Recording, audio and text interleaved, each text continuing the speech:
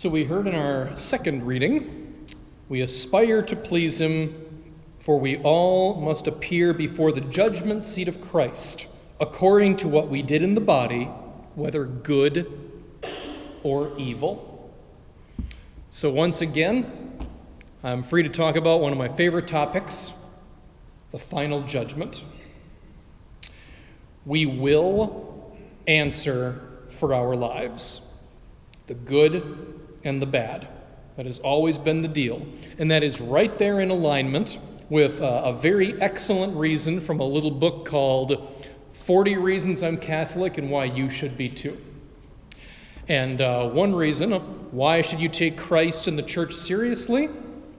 Well, because of the one thing we all absolutely know will happen in the future. One day, we will die. This year, 50 years from now, 1,000 years from now, I doubt that, but maybe. No matter how long you hold on, one day it has to end. Life is worthwhile specifically because it is limited. And we are responsible for how we use our time. So speaking personally, when I get up there, assuming I do get up there, I hope I get to relive moment for moment the best days of my entire life. I'm talking Christmas 1994, my best Christmas so far, and Christmas 2005, just fast forward through that one. That was a terrible Christmas. I mean, Father's Day, 1999, the best days. And I fully understand that that is a very childish belief. There is nothing in the Bible that promises us that it works that way. We're just going to have to wait and see. But the thing of it is, if we do get to relish and celebrate the good times, then we also must answer for the bad times. When we're before the judgment seat of Christ, he is going to point and say, look at how you acted when you were a kid. Look how mean you were to your sister. You damaged her self-esteem for 20 years. All of that is the final judgment, a whole human life. That is the final judgment. And you do not want to be in front of his seat of judgment after a lifetime of ignoring him. Because that's what Mass is for, and being active in your faith is making time and energy for God. Those who refuse to do so at their own personal ruination, because God has very little patience for excuses. He has a lot of patience for extenuating circumstances and mistakes. That much is definitely true. God understands we're not perfect. But somehow, somewhere, we need to make time for Christ. With that basic understanding of the final judgment in mind, I want to use the rest of my time here for a couple of special comments, a couple of relevant tangents, if you will. Once, several years ago, online, I successfully defended the church. I'm very proud of that because that is not an easy thing. To defend something worthwhile and respectfully online. I mean, forums, memes, social media in general, it is just a poor way to explain and teach a complicated, nuanced idea. I have found the internet to be extremely effective in terms of belittling and mocking the ideas of others. That is very easy to do. But in terms of being an actual tool of education, I find the internet remarkably underwhelming. But nevertheless, once it did work out. So knowing that I was a practicing Catholic, the question that was asked me was, do you believe that the people most responsible for 9/11 are in hell?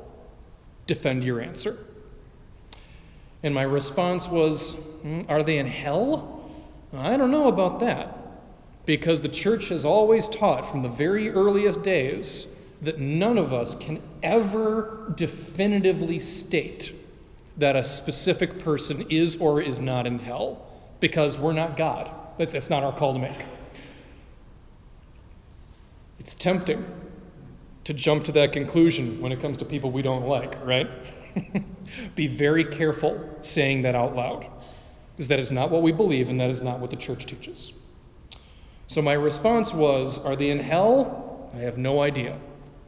But what I do absolutely believe is if there is, in fact, life after death, those people directly responsible, they are going to be in front of the judgment seat of God, whether they are Muslim, Christian, or otherwise, and they will have to face the fact that they were directly responsible for a lot of death and indirectly responsible for even more death.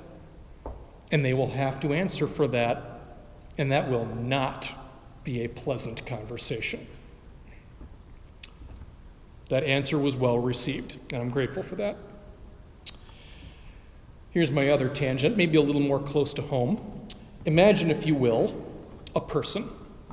And this person spends their entire life profiting off of the death or suffering of the weak. Maybe his victims are too small or young to speak or even protect themselves in any way. Maybe they're addicted to drugs, because I'll remind you, that's a very typical tactic that pimps use to control their workers. They get them addicted to drugs that they themselves provide. Once they get to that point, they run the show.